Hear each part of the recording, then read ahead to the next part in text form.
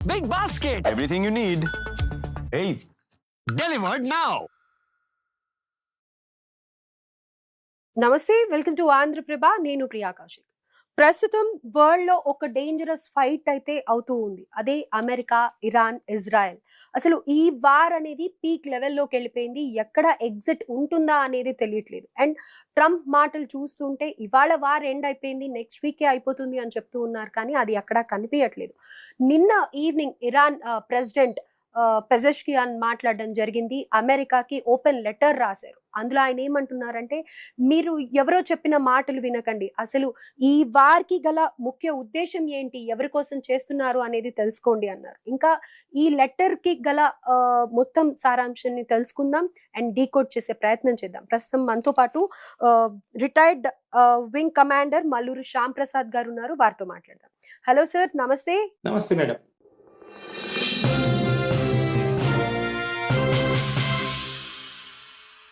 Sir, so Iran president Pezeshkian Americans ని address చేస్తూ open letter for the first time రాశారని అనుకోవాలి.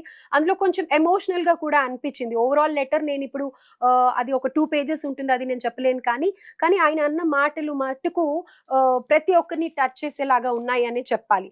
ఎందుకంటే ఈ వార్ ఇన్నోసెంట్ సివిలియన్స్ ని కానీ, లేకపోతే మనం ఇందాక ఒక టాపిక్ లో మాట్లాడుకున్నాం, ఏం తెలియని చిన్న పిల్లలు స్కూల్లో చదువుకుంటూ ఉన్న ఆ బిల్డింగ్ ని మొత్తం అటాక్ చేయడం వల్ల ఆ పిల్లలు చనిపోవడం, 170 మంది పిల్లలు చనిపోవడం, కామన్ మ్యాన్ చనిపోవడం, ఇవన్నీ అసలు ఎందుకు చేస్తున్నారు అనేది వాళ్ళకే తెలియదు. ఏదైతే ఇరాన్ నుంచి థ్రెటనింగ్ ఉంది అని అనుకుంటున్నారో, అసలు నిజంగా మేము ఏదన్నా ప్లాన్ చేశామా, ఎక్కడన్నా దాని గురించి ఎప్పుడన్నా చెప్పామా అని చెప్పి ఆయన మాట్లాడడం జరిగింది. దీని గురించి మీరు ఏమంటారు సార్? ఇది చాలా విచిత్రమైన పరిస్థితి మేడం. ఎందుకంటే నిన్న 40 గంటల లోపల 3 దేశాల అధిపతులు వాళ్ళ దేశాన్ని ఉద్దేశించి మాట్లాడారు. Australia, Britain, America. ఇప్పుడు open letter to the people Iran నుంచి. వీటి సందేశం ఏంటి? ప్రపంచం ఒక అతిపెద్ద సంక్షోభం నుంచి ద్వారా పోతుంది. It is going through huge problem, almost double the problem of Covid టైంలో మనం ఎంత కష్టపడ్డామో, ప్రపంచం ఎంత సంక్షోభాన్ని ఎదుర్కొందో, దానికి మించిన సంక్షోభంలోకి ఇప్పుడు ప్రపంచం కూరుకుపోయింది. ఎవరి వల్ల? కొన్ని మూర్ఖపు నిర్ణయాల వల్ల. ఏ నిర్ణయం? ప్రపంచ పెద్దన్న అనుకున్న అమెరికా తను కావాల్సిన లక్ష్యాల కోసం ప్రపంచంలో ఎవరి మీదైనా, అందుకే వాళ్ళు అంటుంటారు కదా ఇంటర్నేషనల్ పోలీస్ అని, వరల్డ్ పోలీస్ లాగా చేసుకుంటూ అక్కడ ఉన్న న్యూక్లియర్ క్యాపబిలిటీని ధ్వంసం చేయాలని. మరి న్యూక్లియర్ క్యాపబిలిటీ ధ్వంసం చేయాల్సిన 2025లో కూడా యుద్ధం చేశారు కదా. అప్పుడు ఏమైంది? అప్పుడు కొన్ని లక్ష్యాలు నెరవేర్చారన్నారు. ఇప్పుడు మళ్ళీ 32 రోజుల తర్వాత లక్ష్యాలు నెరవేరలేదు, మళ్ళీ ఇంకా 2 వారాలు పొడిగిస్తామన్నారు. బ్రిటన్ ప్రధాని ప్రజలకు ఏం చెప్తున్నారు? ఈ వార్తో మాకు సంబంధం లేదు, మీ ప్రజలు మేము కాపాడుకుంటాం, మీ అత్యవసర సరుకులు రేట్లు పెరగకుండా మేము చూసుకుంటాం. బ్రిటన్ ప్రధాని వాళ్ళ ప్రజలకు చెప్తున్నారు. ఆస్ట్రేలియన్ ప్రధాని వాళ్ళ ప్రజలకు చెప్తున్నారు. మన ప్రధాని మొన్న పార్లమెంట్ లో ప్రకటన చేశారు, రాజ్యసభలో, లోక్సభలో మన దేశాన్ని ఉద్దేశించి మాట్లాడారు కూడా. ఇవన్నీ ఎందుకు చేస్తున్నారు? ఆయిల్ రేట్ పెరగడం వల్ల. ఆయిల్ అనేది ఒకటి కాదు కదా, it's basket, energy basket. Energy rates పెరగడం వల్ల ప్రపంచం మొత్తం సంక్షోభంలోకి వెళ్తోంది. ప్రపంచం మొత్తం సంక్షోభంలోకి వెళ్ళడం వల్ల ఒక దేశాన్ని ధ్వంసం చేయనప్పుడు ఇరాన్ పరిస్థితి ఎలా అయింది? ఇరాన్ ప్రెసిడెంట్ అన్నట్టుగా ఇరాన్ కి చాలా నష్టం జరిగింది. వాళ్ళ ఎకనామిక్ సోర్సెస్ మీద అటాక్ జరిగింది, వాళ్ళ కమ్యూనికేషన్ సోర్సెస్ మీద, వాళ్ళ మిలిటరీ మీద, సామాన్య ప్రజల మీద. వాళ్ళు కోలుకోవడానికి చాలా రోజులు పడుతుంది. కానీ వాళ్లతో పాటు వాళ్ళు ఏం చేశారు? వాళ్ళ దేశాన్ని కాపాడుకోవడం కోసం చుట్టూ ఉన్న అమెరికన్ బేసెస్, అన్ని దేశాల్లో ఉన్న అమెరికన్ బేసెస్ ని అటాక్ చేశారు. దానివల్ల వార్ ఇంకా ఉధృతమైందే కానీ తగ్గలేదు. ఈ నిన్న రాష్ట్రపతి డొనాల్డ్ ట్రంప్ ఏమంటారు? ఇంకో 2 వారాలు పొడిగిస్తానని. అంటే ఏమని అర్థం? కార్గ్ ఐలాండ్ మీద దాడి చేస్తాడా? దాడి చేసి ఇరాన్ ఆయిల్ క్షేత్రాలన్నీ ధ్వంసం చేస్తాడా? అదే జరిగితే ఇంకా క్రూడ్ మరి ఎక్కువ పెరిగిపోతుంది కదా. 100 కన్నా తక్కువ ఉన్న క్రూడ్ ఈ రోజు 100 దాటిపోయింది కదా, 110కి వచ్చింది కదా.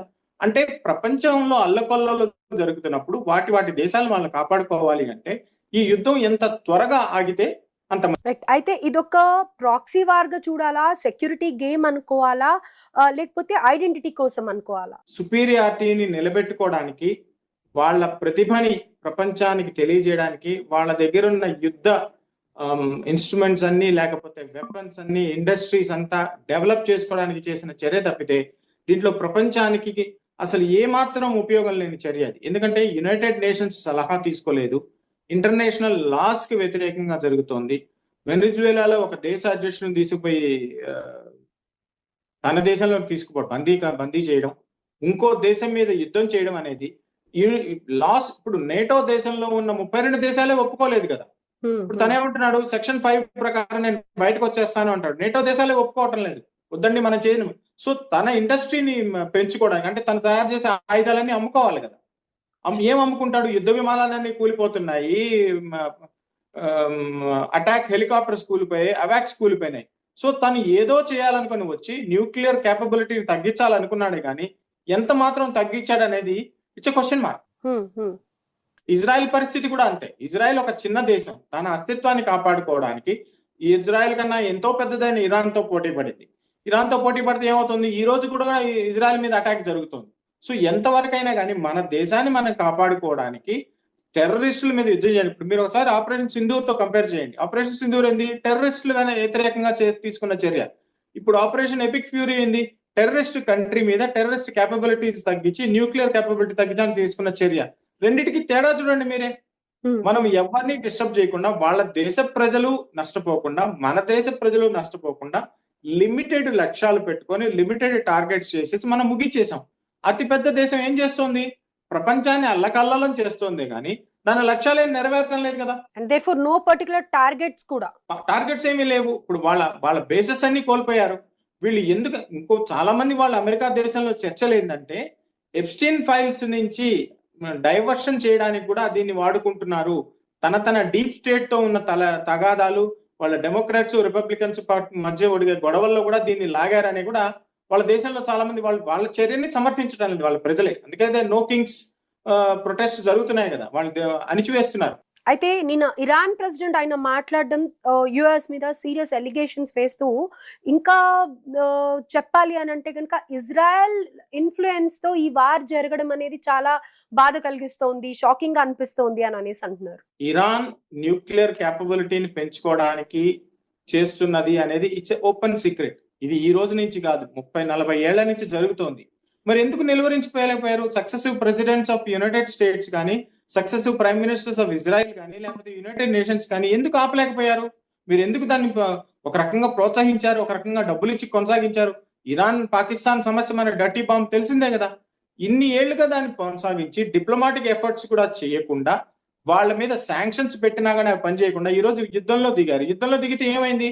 మీ ఆయుధాలు నష్టపోయారు. మీ మిలిటరీగా మీరు పెద్ద కంట్రీ కాబట్టి వాళ్ళు 10 రూపాయలతో వాడే వస్తువుల మీద 1000 రూపాయలు వేసి మీరు వాడుతున్నారు. ఎందుకంటే మీ దగ్గర డబ్బులు ఉన్నాయి, ఇండస్ట్రీస్ ఉన్నాయి కాబట్టి వాళ్ళు కూడా పోరాడుతున్నారు. మీతో పాటు పక్కనున్న దేశాలన్నీ నష్టపోయినాయి కదా. సౌదీ అరేబియా ఆయిల్ ఎలా అమ్ముకోవాలి? కువైత్ ఎలా ఆయిల్ అమ్ముకోవాలి? ఇరాన్ ఆయిల్ అమ్ముకోకపోతే ఇరాన్ నష్టపోతుంది, అమెరికా నష్టపోదు కదా. ఇరాన్ ఆయిల్ అమ్ముకోకపోతే ఇరాన్ నష్టపోతుంది. ఇరాన్ దగ్గర నుంచి ఆయిల్ కొనేలాంటి మనలాంటి కంట్రీస్ నష్టపోతాయి. అంతకుముందు ఏం చెప్పారు? ఇరాన్ నుంచి మీరు ఆయిల్ కొనొద్దు అని శాంక్షన్స్ పెట్టారు. తర్వాత మనం ఏం చేసాం? అమెరికా రష్యా దగ్గర, యూరోప్ మొత్తం రష్యా దగ్గరికి ఉంటుంది, రష్యా దగ్గర కొనొద్దన్నారు. తర్వాత మనం ఏం చేసాం? డైవర్సిఫై చేసుకుంటూ పోతున్నాం. తన ఆధిపత్యాన్ని నిలుపుకోవడానికి, గ్లోబల్ పవర్ గా ఉండడానికి చైనాని, ఇండియాని అణగదొక్కడానికి చేసిన చర్య అనుకోవాల్సింది తప్పితే దీని మీద తార్కాణం ఏం రావటం లేదు కదా. అయితే ఫైనల్ గా ఈ వార్ గవర్నమెంట్ అనుకోవాలా, లేకపోతే నష్టపోయిన ప్రజలకు అనుకోవాలా? డెఫినెట్ గా ప్రజలే నష్టపోతున్నారు కదా. ఒక గెలుపు ఎవరిది అనుకోవాలి? అసలు ఇది నష్టం ప్రజలదే.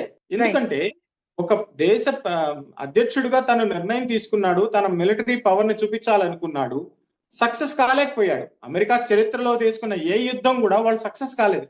అంటే వియత్నాం చూడండి, ఆఫ్ఘనిస్తాన్ చూడండి, ఇరాక్ వార్ చూడండి, ఏళ్ల తరబడి సాగాయి కదా అవి. కానీ వాళ్ళు ఎందుకు చేస్తున్నారు? ప్రతిసారి ఇదే ఎందుకు రిపీట్ చేస్తున్నారు? దాని మీద ఒక చూడండి మీరు, ఎవరైనా అనాలిసిస్ చేస్తే, ఎప్పుడైతే వాళ్ళ ఎనర్జీ కేపబిలిటీస్ ని మిగతా ప్రపంచం కన్నా ఎక్కువ ఉంచుకోవాలో, డాలర్ విలువను ఎక్కువ ఉంచుకోవాలో, అమెరికానే ఎప్పుడు మొదటి స్థానంలో ఉండాలని ఎప్పుడైతే వాళ్ళకి అనిపిస్తుందో, ప్రతి 5 ఏళ్లకి 6 ఏళ్లకి ఇటువంటి చేస్తూ ఉంటారు. అల్లకల్లోనం చేసి, ప్రపంచానంతా అల్లకల్లోనం చేసి తను మాత్రం ప్రశాంతంగా ఉండాలి అనే ఆలోచన తప్పితే దీని మీద ఏ లక్ష్యాలు నెరవేరలేదు. ఇరాన్ నష్టపోయింది అంటే ఇరాన్ మొదటి నుంచి శాంక్షన్స్ ఉన్నాయి దాని మీద, ఎప్పటి నుంచో. ఇరాన్ ఇరాక్ వార్ వాళ్ళు కూడా కొట్టుకుంటూ ఉండారు. గొప్పగా సాధించింది ఏముంది? నథింగ్. ఓవరాల్ గా ఇది చెప్పాలి అని అంటే గనక స్ట్రెంగ్త్ చూపించుకోవడమే తప్ప ఇక్కడ స్ట్రాటజీ ఫెయిల్యూర్ అనే చెప్పాలి. అవును. ప్లస్ మన దేశ ప్రజలకి, ముఖ్యంగా మన ప్రేక్షకులకు తెలియాల్సింది ఏంటి అంటే, మన ప్రభుత్వంతో మనం సమానంగా ఉండాలి. మనలో మనం గొడవలు పడకూడదు. ఎలక్షన్స్ అని, ఐపీఎల్ అని వాటిల్లో కాకుండా మన ప్రభుత్వాన్ని పూర్తిగా సమర్థిస్తే మనం ఈ ఆయిల్ సంక్షోభం నుంచి బయటపడగలం. పానిక్ క్రియేట్ చేసి, రూమర్స్ క్రియేట్ చేసి మిగతా దేశాల వాళ్ళ మాటలు వినిపోతే 140 కోట్ల మంది మనమే నష్టపోతాం అన్న విషయం మన ప్రేక్షకులు, ముఖ్యంగా యువకులు గుర్తుపెట్టుకుంటే ఈ ప్రోగ్రామ్ కి ఒక అర్థం వచ్చినట్టు ఉంటుంది. Right sir, thank you so much for your time sir. Thank you thank you ma'am. నమస్తే.